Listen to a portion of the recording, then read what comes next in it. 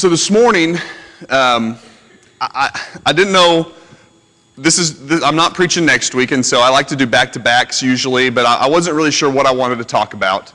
But next week, my brother-in-law is preaching, and so I asked him, what are you preaching on? And he gave me his topic. I'm not going to tell you, let him tell you. But I said, all right, I'm going to do something that complements that, if you will. And so we're going to talk this morning about something that you know very well, and it's something that you're probably going to say, well, I can just tune out because I know this story. I've been hearing it since I was a little boy, a little girl in a Bible class, and I don't need to hear this. I've got it. It's the story of Jonah. All right? The story of Jonah. But before we get into Jonah, I want to ask you a couple questions. Are you afraid of something new? Are you afraid of something new? It's kind of a weird question when you think about it, but I think a lot of us are more afraid of newness than we would like to admit. I don't like it when they move the location of my favorite ice cream in the grocery store. It's a new location. I don't like that. I don't want you to move it. I don't like when I have to buy new clothes because then I have to readjust to those clothes, right? We're not always huge fans of newness. And no offense to anyone, but I think the older we get, the more that happens. Doug agrees, right? Yeah. The older we get, the more we like a routine, the more we like things the same, and I've noticed that I'll be 26 next month, and I'm already noticing that. That as I get older, there's things I want it to be just so. And I've always kind of been like that a little bit, but when it pertains to the newness of things, I've become more that way. Maybe not, though. Maybe you're someone who loves newness, and we got to get a refresher every time we start to get into a rut. I've already done it a few times here, but in Henrietta, where I was youth minister for almost 2 years, about every 2 to 3 months, I would rearrange the furniture in my office because I had to get out of this rut. I needed to be looking at something different while I studied. The lighting needed to be different so that I could study better. I needed that newness to keep me focused, to keep me from getting into a rut. So sometimes maybe we love newness, and maybe you're that person. I love it when things are new. I love it when things change. But the word I want to focus on now is one I just said is, are you afraid of change? Because maybe we're not afraid of something new, but are we afraid of change? Are we afraid of things being too different? You know, life, unfortunately, is a life of change. Our lives are constantly changing. Things are constantly being new, being refreshed. I mean, nature, for example. God is constantly refreshing His creation through the fall, into the winter, when it all dies, and then in the spring it's refreshed and it lives big in the summer. But these trees out here, very soon we won't be able to look out and see green. We'll see brown. Because it needs to be refreshed. It needs to be changed. We've become comfortable in our way of thinking sometimes. You know, we get into this where it's comfortable, right? But comfortability can also turn into a rut. We like a routine, and sometimes we're just completely unable to see a different way of doing things. There are people who seek newness as an experience. You know, there are people, I will say, that they seek change simply for change. They seek newness simply for the experience, and we like to call those change agents. You know, they're just changing things just to change things. There's no rhyme or reason to it. They just because I want to. Or you know what, it just feels like this is going to be a cool experience. That's probably what you could say I would do to my office. You know, I change it up just sometimes for the sake of something new. But what are we to do when something new and uncomfortable comes to our attention? And it's from God or one of His messengers.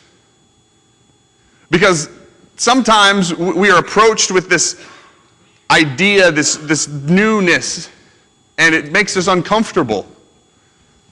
But it's from God. Imagine yourself if you were a part of the Catholic Church back in the 1600s.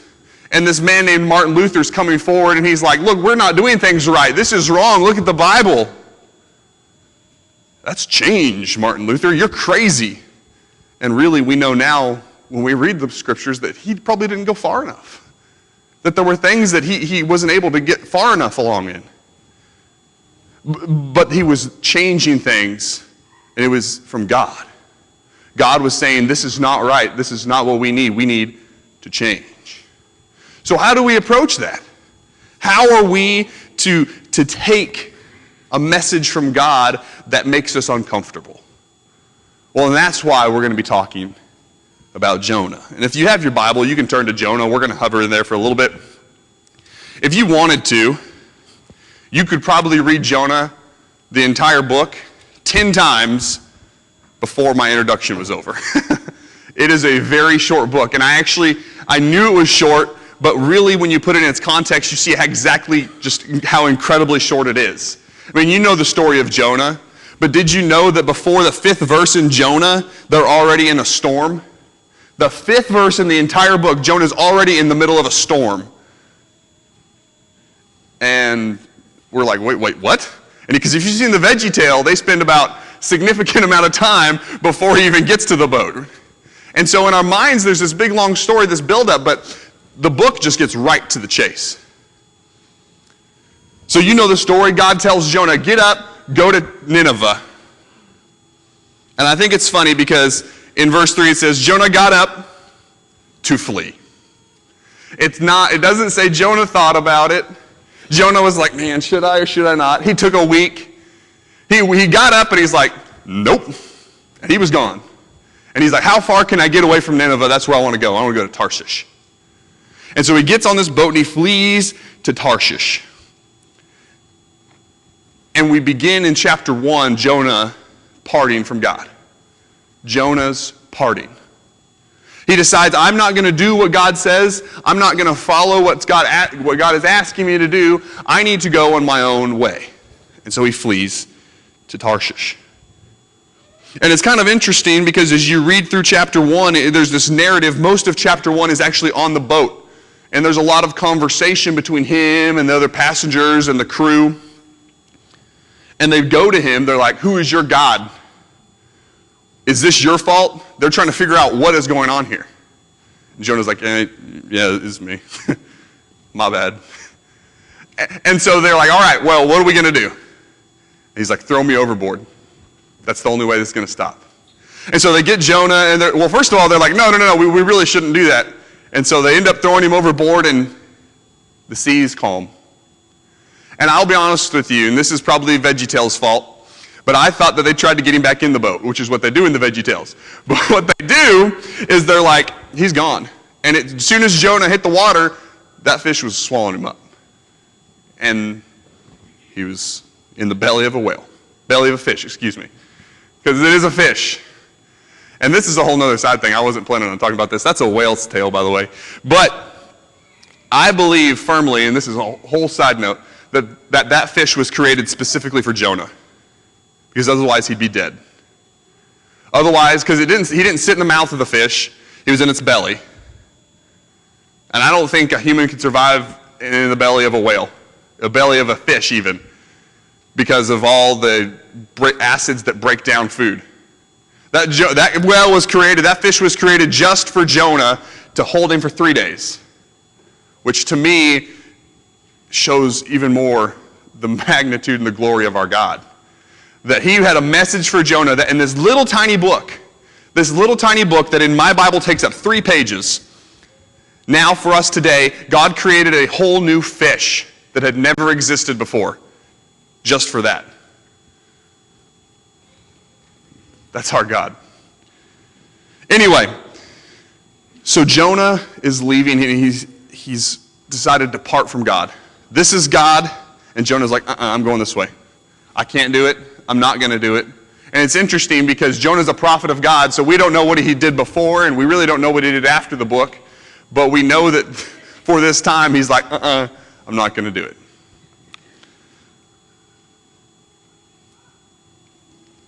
In verse 17, the Lord appointed a great fish to swallow Jonah. And he was there for 3 days, 3 nights. So Jonah, at the end of chapter 1, he's decided to leave God, and he's in this fish. He's in this fish. I can't imagine being eaten by something else.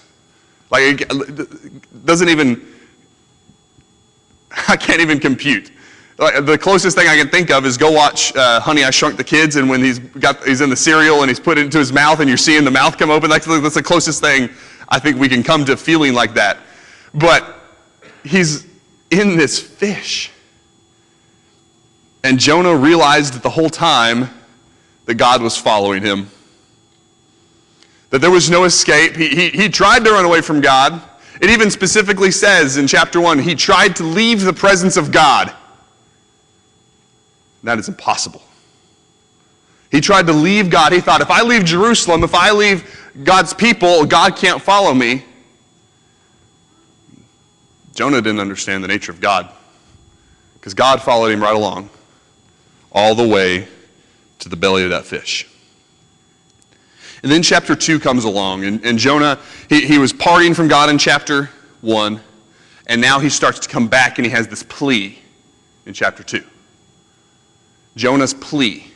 And all of chapter 2 is a prayer. And that's an interesting prayer, and it's one that I think is, it reminds me of a half-hearted apology. Like, Jonah's saying the right things, but is he really meaning it? He's saying the right things. He says in verse 4, I've been banished from your sight, yet I will look once more towards your temple. Like, God, I'm coming back to you. I'm sorry. But is he saying the right things? He knew he was wrong. Jonah knew the whole time, I was wrong.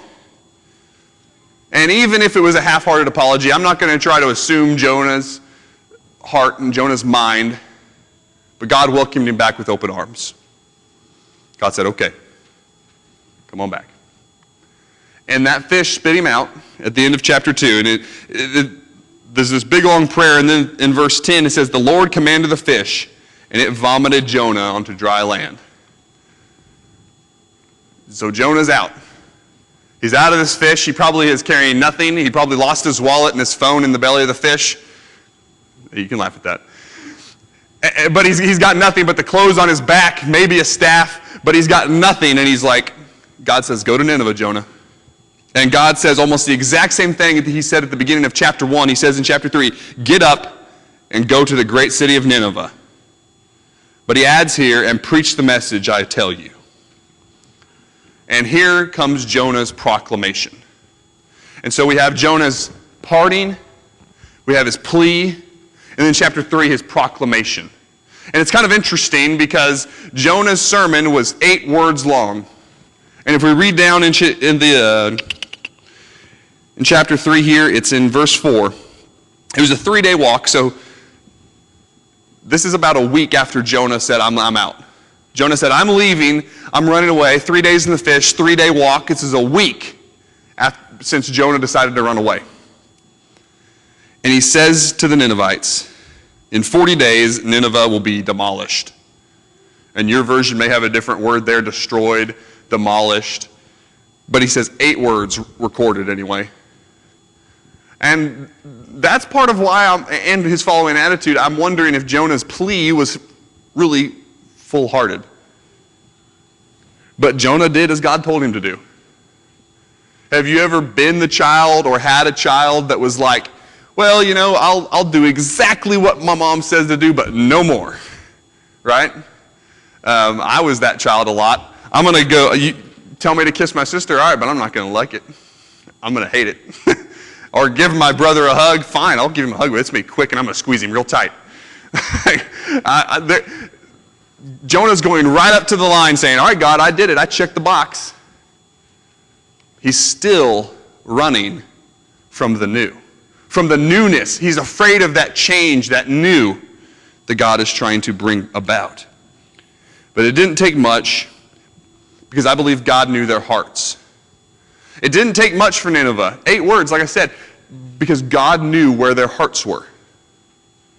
God knew it wouldn't take much. And as we keep reading in chapter 3, it's not like Jonah preached to the whole nation, because the king didn't hear about it till later. So this is all word of mouth. You can imagine maybe a bunch of people in the square, in the center of the city, and Jonah says, 40 days and Nineveh will be destroyed. And then the word spread like wildfire. Man, did you hear? There's a prophet of God that said he's going to destroy our city. Did you hear that? Somebody tell the king. And everybody begins to wear sackcloth.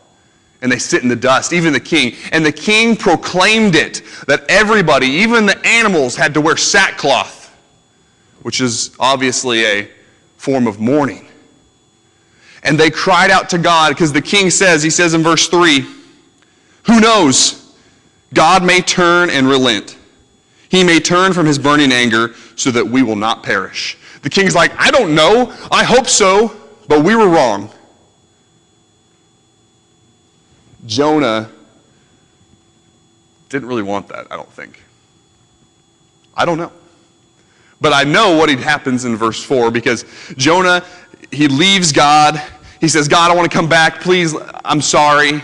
He does what God says. And then in chapter 4, Jonah kind of has a little panic mode.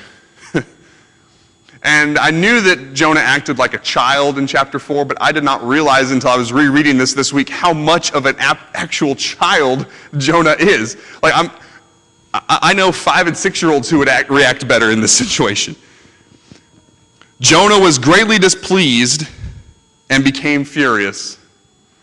So God spares the Ninevites, and Jonah becomes angry. Jonah's like, what? That doesn't make any sense. He prayed, and he said to God, Lord, isn't this what I thought while I was still in my own country? He's like, God, I didn't want to come up here and preach to them because I knew you would spare them. Man, what a sad view. Jonah's like, I didn't want to do this because I knew that you would save them. And he says at the end, it is better for me to die than to live. That's the first time he says it. He's about to say it again. So Jonah goes into this panic mode. He does not like that God saved the people. And he's so upset. And God asks him, is there any right for you to be angry? Is there any right for you to be upset, Jonah? What right do you have to be angry with me? And so Jonah left the city and found a place east of it. And he made himself a shelter. So he goes up, and he's probably on a place higher than the city where he can watch the city. And he's like, I'm going to watch because I bet you God's still going to destroy him. I bet God is not done with them yet. I'm going to go. I want to get a good seat for this. So Jonah goes up and sits on this high place in the east, makes himself a shelter. Then in verse 6, God appointed a plant, which is interesting. That's the exact same phrasing. First of all, that's the exact same phrasing God used, or Jonah used for the fish. God appointed a fish. God appointed a plant. And that's just my own, I like that. Where was I? Appointed a plant, and it grew, and it shaded Jonah from the sun. And he was pleased, and he liked it. Nice shade, right? Have you ever been out on a hot day and walked under the shade? I mean, you can. The difference is palpable. I mean, you can feel it in your skin, everywhere. Oh my goodness, that's nice. When that sun is not beating down on you, it doesn't matter if you're outside, it feels nice to be in the shade. But then the next day, God appointed a worm. And then there was a harsh wind, and the plant died. So, again, Jonah was like, it's better for me to die. Have you ever, so dramatic. I mean, this plant died, he has no shade, and he's like, I just might as well die. Okay, Jonah, it's not that bad, buddy. I mean, he's just throwing a temper tantrum with God. Jonah, you can just see, I just want to die. You can just see him just like throwing his fit. And it's incredible, his attitude. And then God says again, is it any right for you to be angry about the plant? God said the same thing about Nineveh. Is it any right for you to be angry? And Jonah replied, yes, it's right. I'm angry enough to die. 3 times Jonah says, I want to be dead. Who's been angry enough to die? I mean, I don't think I've ever been angry enough to die. Jonah is just fuming, and he's throwing this massive temper tantrum to God. And then God replies, and this is how the book ends. You cared about the plant, which you did not labor over and did not grow. It appeared in the night and perished in a night. But may I not care about a great city of Nineveh, which has more than 120,000 people who cannot distinguish between their right and their left, as well as many animals? God's like, I care about the people.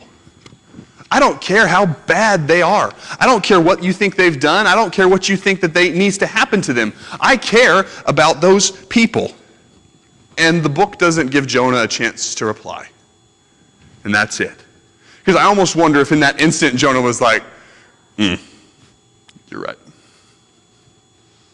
You're right. Jonah went in 4 different directions. First, he parted from God and he went his own way, and he was trying to get away from God. Then he had this plea and he was coming back to God, and he's like, God, I'm coming back to you. Then he did God's proclamation. He was right there with God. And finally, he got ahead of God.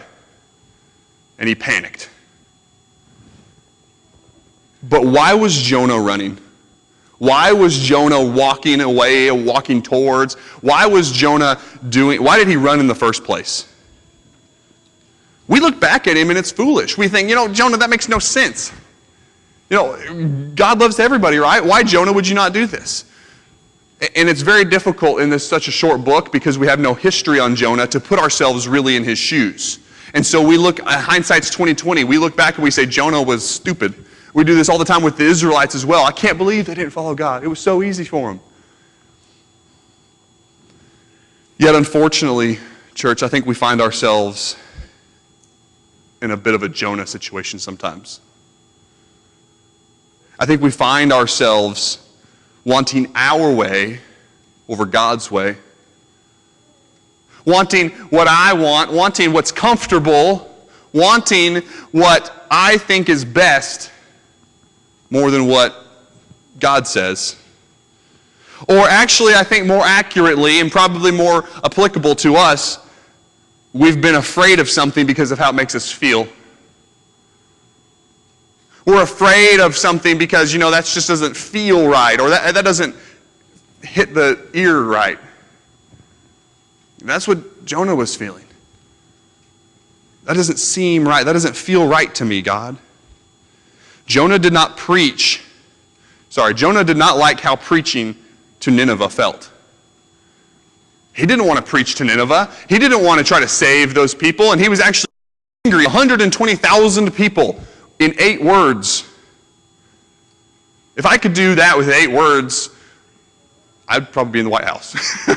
I mean, Jonah, 8 words, but it was the hearts of the people.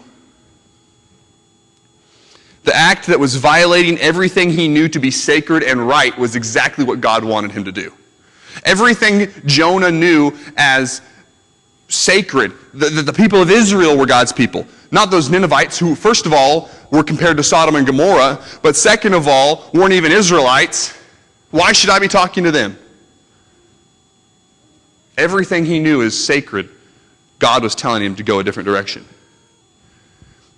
Yet Jonah changed his mind to stay with God. And he panicked at the end and he threw a temper tantrum. But I think that the whole reason this book's in here because Jonah eventually realized he was wrong. That Jonah realized that that's not what I need to be doing. That when God brings me something that feels weird or feels wrong, it doesn't hit my ear right, it's from God.